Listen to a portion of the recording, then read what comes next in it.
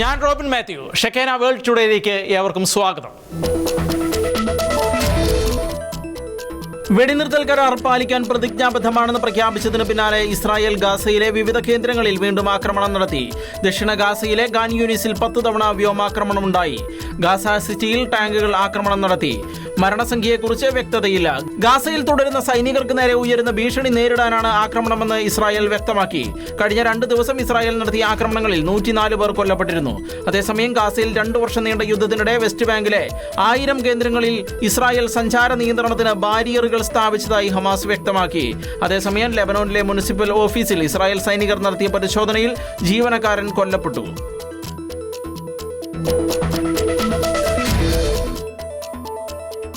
Hamas 2 ബന്ദികളുടെ മൃതദേഹങ്ങൾ കൂടി കൈമാറിയെന്ന് Israel സൈന്യം. റെഡ് ക്രോസ് വഴി ഹമാസ് 2 മൃതദേഹങ്ങൾ കൈമാറിയെന്ന് സ്ഥിരീകരിച്ച പ്രധാനമന്ത്രി ബെഞ്ചമിൻ നെതന്യാഹുവിന്റെ ഓഫീസ് അവ തിരിച്ചറിയുന്നതിന് ഉടൻ ഇസ്രായേലിൽ എത്തിക്കുമെന്നും വ്യക്തമാക്കി. ഇതോടെ വെടിനിർത്തൽ പ്രാബല്യത്തിൽ വന്ന ശേഷം ഹമാസ് ഇതുവരെ 15 മൃതദേഹങ്ങൾ ഇസ്രായേലിന് കൈമാറി. ഇനി 13 മൃതദേഹങ്ങൾ കൂടി വിട്ടു നൽകാനുണ്ട്.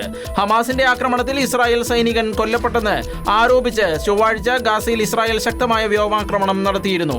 ആക്രമണത്തിന്റെ പശ്ചാത്തലത്തിൽ ബന്ദികളുടെ മൃതദേഹം കൈമാറുന്നത് വൈകുമെന്ന് ഹമാസ് വ്യക്തമാക്കിയിരുന്നു. ബന്ദിയുടെ മൃതദേഹം കൈമാറുന്നതിൽ ഹമാസ് കാലതാമസം വരുത്തുകയാണ് എന്നും ഏതാനും ദിവസം മുൻപ് തിരികെ നൽകിയ ശരീരഭാഗങ്ങൾ ഏകദേശം 2 വർഷം മുൻപ് മരിച്ച ബന്ദിയുടെ മൃതദേഹ അവശിഷ്ടങ്ങളാണെന്നും നെതന്യാഹു ആരോപിച്ചിരുന്നു. എന്നാൽ ഇസ്രായേലിന്റെ ആക്രമണത്തിൽ തകർന്ന കെട്ടിടങ്ങൾക്കടിയിൽ നിന്ന് മൃതദേഹങ്ങൾ കണ്ടെത്തുന്നതിന് സമയം ആവശ്യമാണെന്നാണ് ഹമാസിന്റെ നിലപാട്.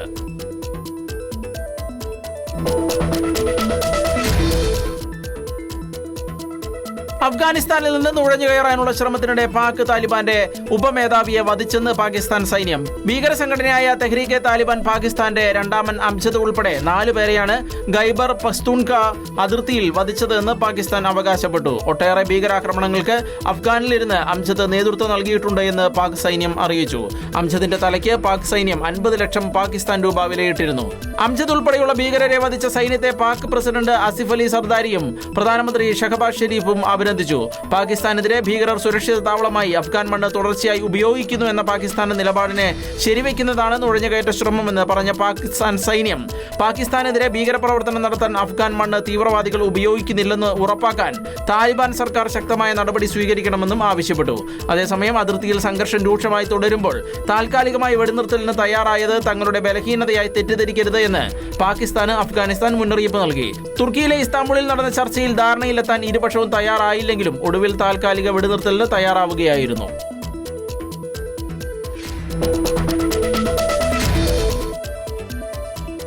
വടക്കൻ കരീബിയൻ മേഖലകളിൽ നാശം വിതച്ച മെലീസ ചുഴലിക്കാറ്റിൽ മരിച്ചവരുടെ എണ്ണം 44 ഉയർന്നതായി റിപ്പോർട്ട്. അധികൃതർ തിരച്ചിലും രക്ഷാപ്രവർത്തനങ്ങളും തുടരുകയാണ്. മെലീസ ഇപ്പോൾ ബെർമുഡയിലേക്ക് നീങ്ങിക്കൊണ്ടിരിക്കുകയാണ്. ചുഴലിക്കാറ്റ് താണ്ഡവമാടിയ ജമൈക്കയിൽ 19 പേരെങ്കിലും മരണപ്പെട്ടിട്ടുണ്ടാകാമെന്ന് അധികൃതർ പറയുന്നു. പടിഞ്ഞാറൻ ജമൈക്കയിലാണ് ഏറ്റവും അധികം നാശനഷ്ടങ്ങൾ ഉണ്ടായത്.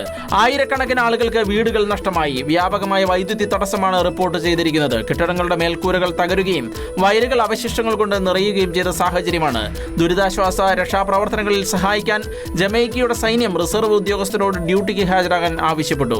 കാറ്റഗറി 5 പെടുത്തിയിരുന്ന കൊടുങ്കാറ്റ് ജമൈക്കയിലും ക്യൂബയിലും വ്യാപകമായ നാശനഷ്ടമാണ് വിതച്ചത്.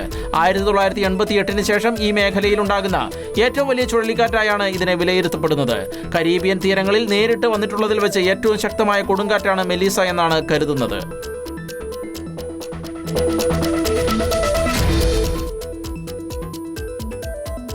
അമേരിക്കൻ പ്രസിഡന്റ് ഡൊണാൾഡ് ട്രംപ് 2026 സാമ്പത്തിക വർഷത്തേക്കുള്ള അഭയാർത്ഥി പ്രവേശന പരിധി 7500 കുറച്ചു.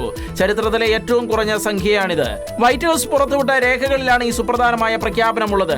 US അഭയാർത്ഥി നയങ്ങൾക്ക് പുതിയ രൂപം നൽകാനുള്ള ട്രംപിന്റെ വിപുലമായ ശ്രമങ്ങളുടെ ഭാഗമാണിത്. ഇതിൽ ദക്ഷിണാഫ്രിക്കയിലെ വെള്ളക്കാരായ ആഫ്രിക്കൻ ന്യൂനപക്ഷത്തിൽ നിന്നുള്ളവർക്ക് മുൻഗണന നൽകുമെന്നും ട്രംപ് പറഞ്ഞു. ദക്ഷിണാഫ്രിക്കയിലെ കറുത്ത വർഗ്ഗക്കാർക്ക് ഭൂരിപക്ഷമുള്ള രാജ്യത്ത് വെള്ളക്കാർ വംശീയ പീഡനം നേരിടുന്നുവെന്നാണ് ട്രംപിന്റെ അവകാശവാദം. ഈ ആരോപണങ്ങളെ ദക്ഷിണാഫ്രിക്കൻ സർക്കാർ നിഷേധിച്ചിട്ടുണ്ട്. ട്രംപ് അധികാരത്തിലെത്തിയതിനു ശേഷം അമേരിക്കൻ അഭയാർത്ഥി പ്രവേശനം താൽക്കാലികമായി നിർത്തിവച്ചിരുന്നു. യുഎസിന്റെ താൽപര്യങ്ങൾക്കനുസരിച്ച് മാത്രമേ പദ്ധതി പുനരാരംഭിക്കൂ എന്നും അദ്ദേഹം പറഞ്ഞിരുന്നു.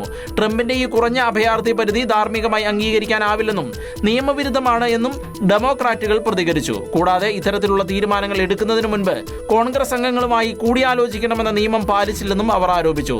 മുൻ പ്രസിഡന്റ് ജോ ബൈഡന്റെ കാലത്ത് 2024 സാമ്പത്തിക വർഷത്തിൽ 1 ലക്ഷം അഭയാർത്ഥികളെ പ്രവേശിപ്പിച്ച സ്ഥാനത്താണ് ട്രംപ് ഇപ്പോൾ 7500 പേരുടെ പരിധി നിശ്ചയിച്ചിരിക്കുന്നത്.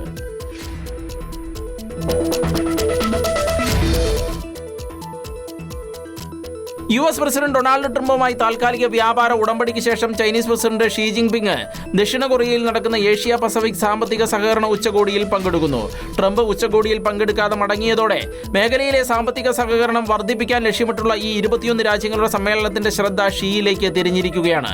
അപൂർവ മൂലകങ്ങളുടെ കയറ്റുമതി നിയന്ത്രണം ഉൾപ്പെടെയുള്ള കാര്യങ്ങളിൽ ചൈന ഇളവ് വരുത്താൻ സമ്മതിച്ചതായിരുന്നു യുഎസുമായുള്ള പുതിയ ധാരണയ്ക്ക് വഴിവെച്ചത്. ഉച്ചകോടിയിൽ ഷീ ജിൻപിങ് ജപ്പാന്റെ പുതിയ നേതാവ് സനെ തകൈച്ചിയുമായി ആദ്യ കൂടിക്കാഴ്ച നടത്തിയേക്കുമെന്നാണ് റിപ്പോർട്ട്.